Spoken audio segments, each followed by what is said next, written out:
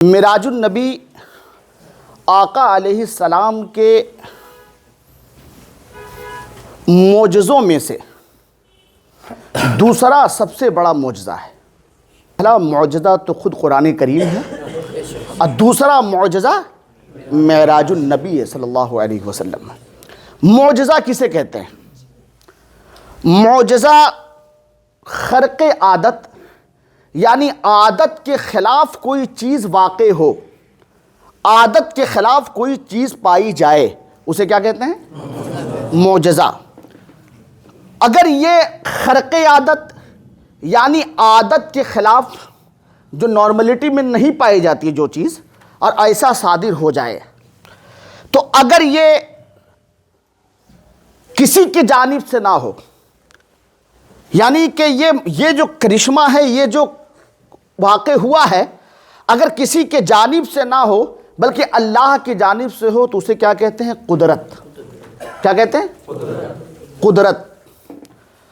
اگر یہی چیز اعلان نبوت سے پہلے اگر نبی سے صادر ہو تو اسے کہتے ہیں ارہاس، اور یہی چیز اگر اعلان نبوت کے بعد ہو تو اسے کیا کہتے ہیں؟ معجزہ۔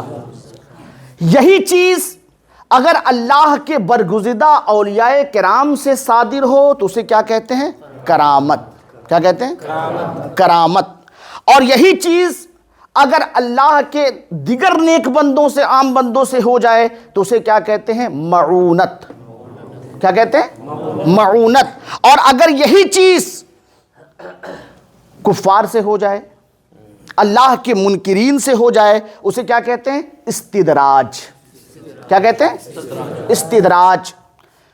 تو معراج النبی صلی اللہ علیہ وسلم حضور کے بڑے معجزوں میں سے ایک بڑا معجزہ ہے، جسے کیا کہتے ہیں؟ معراج۔ معراج کے تعلق سے تفصیلی گفتگو اپنے حضرت معاذ ظفر الدین صاحب قبلہ سے آپ نے سماعت کر لیا۔ ابھی کچھ ہی خاص باتیں آپ سماعت کریں گے۔ اللہ کے جتنے بھی انبیاء کرام تشریف لائے، ہر نبی کو اللہ تعالیٰ نے کوئی نہ کوئی معجزہ دے کر کے دنیا میں مبعوث فرمایا۔ ہر نبی کے ساتھ کوئی نہ کوئی معجزہ جڑا رہا، کسی کو 3، کسی کو 5، کسی کو 7۔ معجزہ کسی نبی کو دیا جاتا ہے تو اس کا پیچھے کا بیک گراؤنڈ کیا ہوتا ہے؟ معجزہ اللہ تعالیٰ اپنے محبوب نبی کو جو عطا کرتا ہے، اس کے پیچھے کا مقصد یہ ہوتا ہے کہ اس وقت کا، اس زمانے کا جو سب سے زیادہ چیلنجیبل ورک ہوتا ہے، یا کوئی چیلنجنگ تھنگس کچھ ہو جو زیادہ مارکیٹ میں جو چیلنج کے طور پہ پیش کیا جاتا ہو، یعنی اس کو فخر کا سامان سمجھا جاتا ہو، تو اللہ تعالیٰ اپنے نبی کو اس کمان میں انتہائی مہارت عطا فرماتا ہے، انتہائی کمال عطا فرماتا ہے۔ اسی کو کیا کہتے ہیں؟ معجزہ۔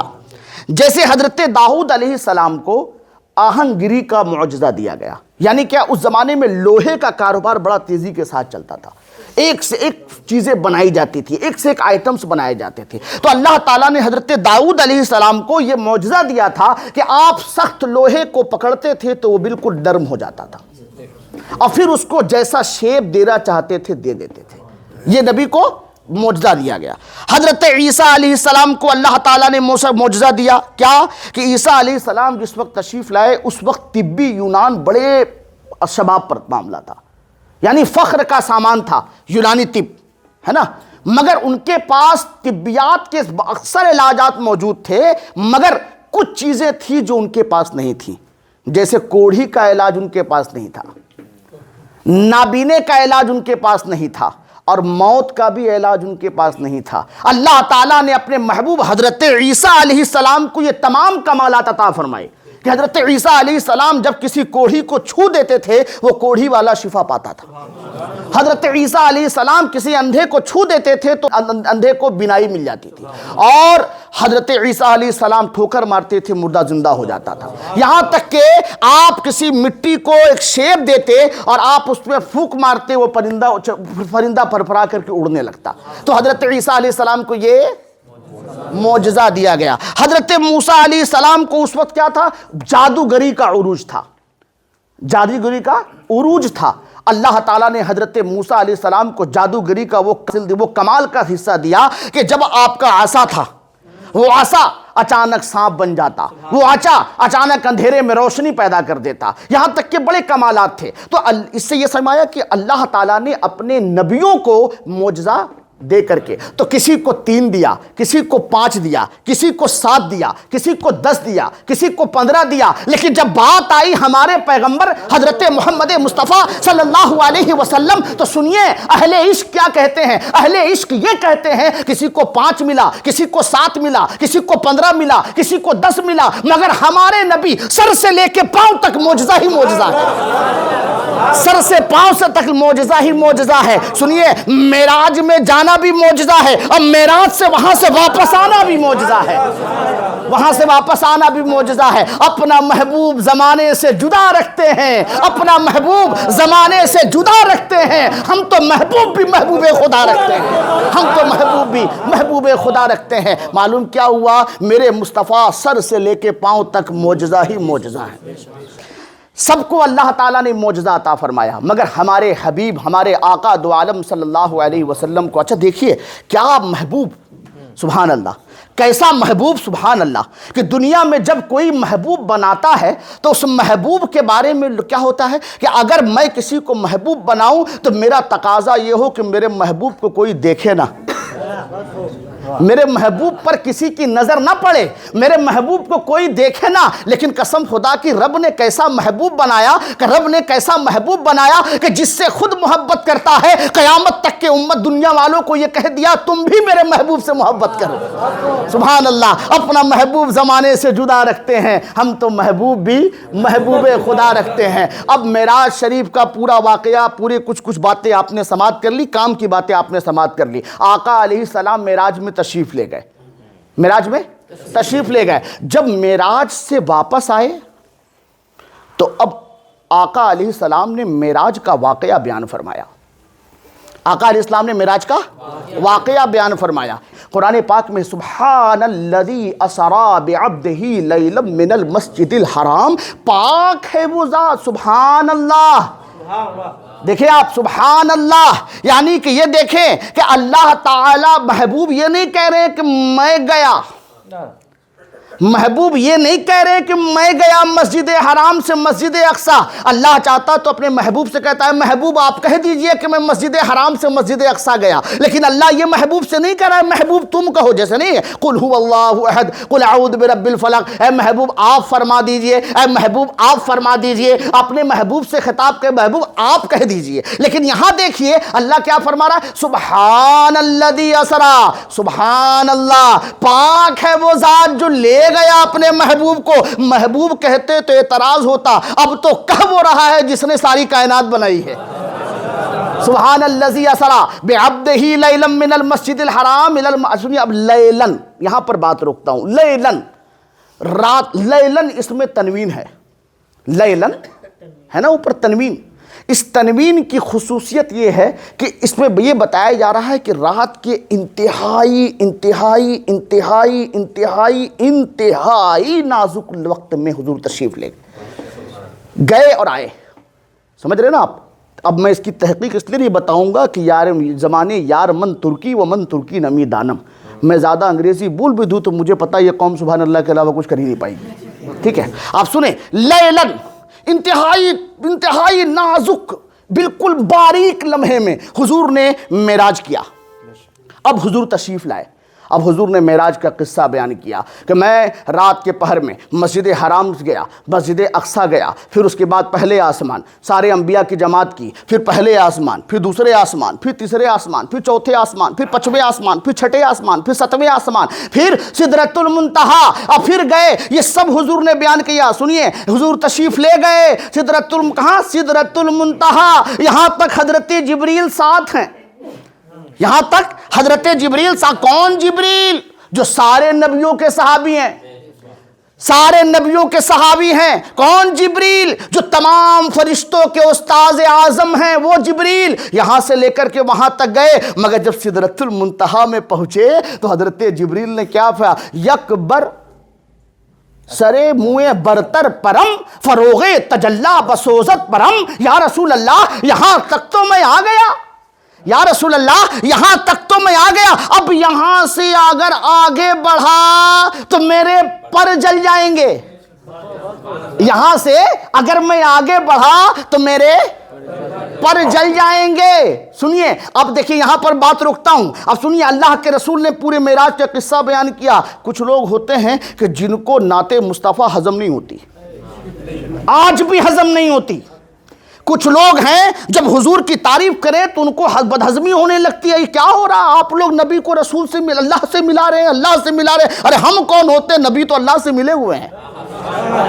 ہم کون ہوتے ہیں ملانے والے. ارے رب نے اپنے محبوب کو جدا ہی کب کیا جو تم کہہ رہے ہو ملا رہے ہیں. سبحان اللہ. آپ سنیں حضور تشریف لائے, حضور اچھا نقطہ ہے نا, حضور تشریف لائے. اب سنیں آپ نے بتایا معراج کا قصہ. اب ابو جہل کو برداشت نہیں ہوا, بڑا پیٹ میں درد شروع ہوا. ہاں اس وقت اینو کہاں تھا. ہاں بڑا پیٹ میں درد شروع ہوا. ابو جہل اب چلا ادھر ادھر ادھر ادھر ادھر ادھر چہل قدمی کرنے لگا. سب کو بولنے لگا ارے حضور. آیا ابو بکر صدیق کے پاس, آیا ابو بکر صدیق کے پاس. پہلے تھر باندھا. تھر سمجھ رہے ہیں, ہمارے یہاں تھر بولا جاتا ہے, یعنی تمہید باندھنا. پہلے تمہید باندھا. اے ابو بکر صدیق یہ بتائیے کہ یہاں سے وہاں کا سفر کتنا ہے. تو پتہ ہے کتنا ہے, 1 مہینہ جانے میں لگے اور 1 مہینہ آنے میں لگے. سن لیجیے آپ, اتنا لمبا فاصلہ ہے. لیکن ابو جہل سے کہہ رہے, ابو جہل کہہ رہا یہ بتائیے کوئی ایسے کہے تو مانیے گا. تو ابو بکر صدیق نے کہا یہ کوئی ماننے والی بات ہے. حضرت ابو بکر صدیق نے فرمایا یہ کوئی ماننے والی بات ہے. تو اب لگا ابو جہل کو باندھ دیا. اب ہوگا حملہ. ابو جہل نے بالکل موڈ بنا لیا, اب ہوگا حملہ. اب سنیے اس نے کہا کہ کیا مان لیں گے. ابو جہل حضرت ابو بکر صدیق نے فرمایا یہ بھی کوئی ماننے والی بات ہے. تو ابو جہل نے کہا کہ آپ ہی کے تو آقا محمد رسول اللہ صلی اللہ علیہ وسلم فرماتے ہیں ایسا ایسا ایسا ہوا. اب سنیے حضرت ابو بکر صدیق رضی اللہ تعالی عنہ نے کیا فرمایا, لئن قالہ فقد صدق فاصدقہ.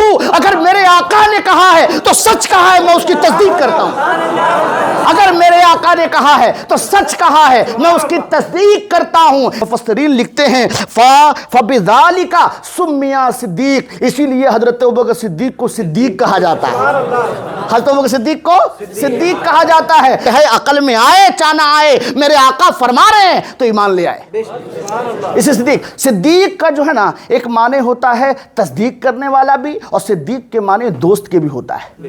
سمجھ رہے آپ, صدیق اسی سے بنا ہے. صدیق یعنی دوست, سمجھ لیں آپ. صدیق مطلب دوست. حضرت ابوبکر صدیق کو صدیق کیوں کہتے ہیں, اس لیے بھی کہتے ہیں کہ جب آقا علیہ السلام کو حکم ہوا کہ ہجرت فرمائیے, حضرت ابوبکر صدیق حضور کے ساتھ ہیں. اب یہ پورا واقعہ ایک طرف بیان کرتے ہوئے بالکل شارٹ میں آپ کو بتاتا ہوں. آقا علیہ السلام حضرت ابوبکر صدیق کے ساتھ ہیں.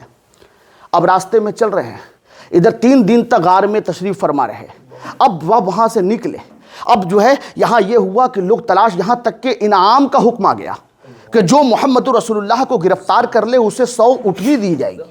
اب سنیے لوگ ہر قبیلے سے تلاش میں نکل گئے کہ پکڑیں اور انعام پائیں, پکڑیں انعام پائیں. حضرت ابوبکر صدیق رضی اللہ تعالی عنہ ہیں, آقا علیہ السلام ساتھ میں ہیں. اچانک ایک راہگیر نے دیکھا, سوچا ارے یہی تو نہیں ہے. وہ آیا حضرت ابوبکر صدیق کے پاس, کہا آپ کون ہیں. حضرت ابوبکر صدیق رضی اللہ تعالی عنہ نے فرمایا میں عبداللہ ابو بکر صدیق ہوں, میں ابو بکر صدیق ہوں. آقا حضرت ابو بکر صدیق نے اپنا نام بتایا. اب سنیے, آپ نے پوچھا, آپ دیکھا تلاش کس کی تھی, آقا کی. پوچھا اے ابو بکر صدیق آپ کے ساتھ کون ہیں, آپ کے ساتھ کون ہیں.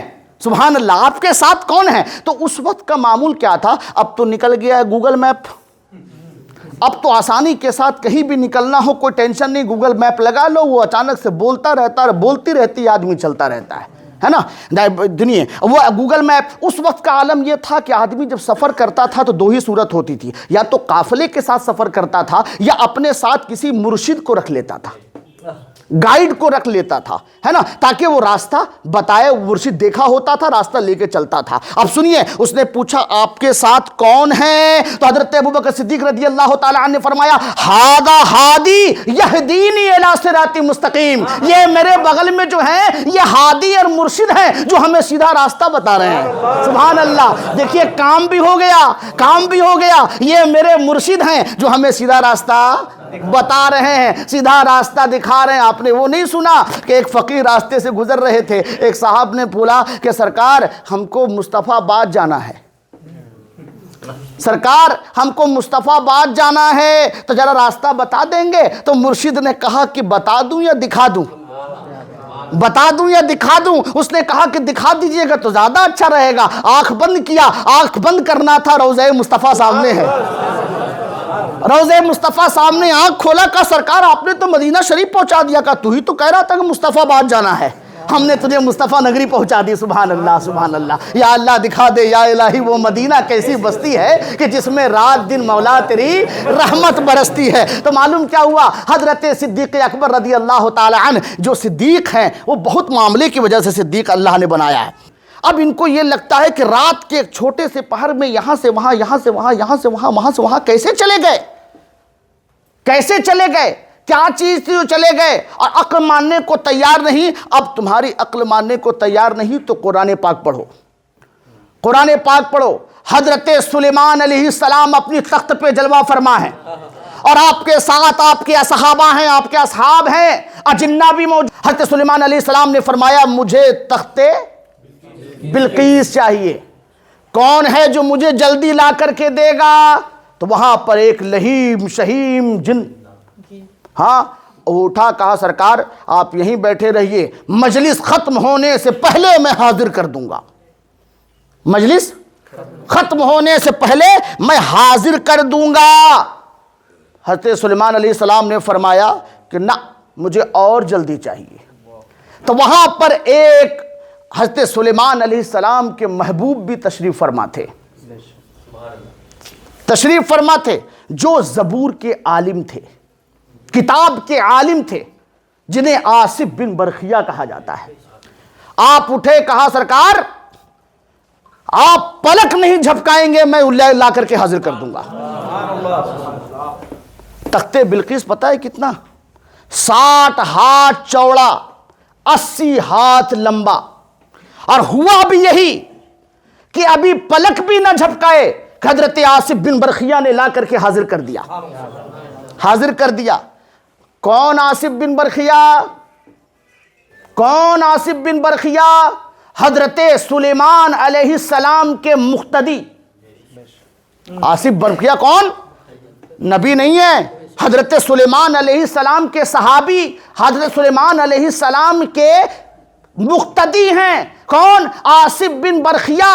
تو جب حضرت سلیمان علیہ السلام کے مقتدی پلک جھپکنے سے پہلے تخت بلقیس لا دے، اور قرآن شاہد ہے، قرآن شاہد ہے، تو یہ بتائیے جب حضرت سلیمان علیہ السلام کے مقتدی کو اللہ نے اتنا اختیار دیا ہے، تو جو آصف بن برخیہ کے مقتدا ہیں، امام ہیں، حضرت سلیمان ان کے امام ہیں، ہمارے عقائد عالم صلی اللہ علیہ وسلم۔ تو یہ بتائیے جب مقتدی کا یہ حال ہے اور مقتدی کے مقتدی کا یہ حال ہے، تو پھر اس مقتدا کا عالم کیا ہوگا؟ پھر اس مقتدا کا عالم کیا ہوگا؟ اپنا محبوب زمانے سے جدا رکھتے ہیں، ہم تو محبوب بھی محبوب خدا رکھتے ہیں۔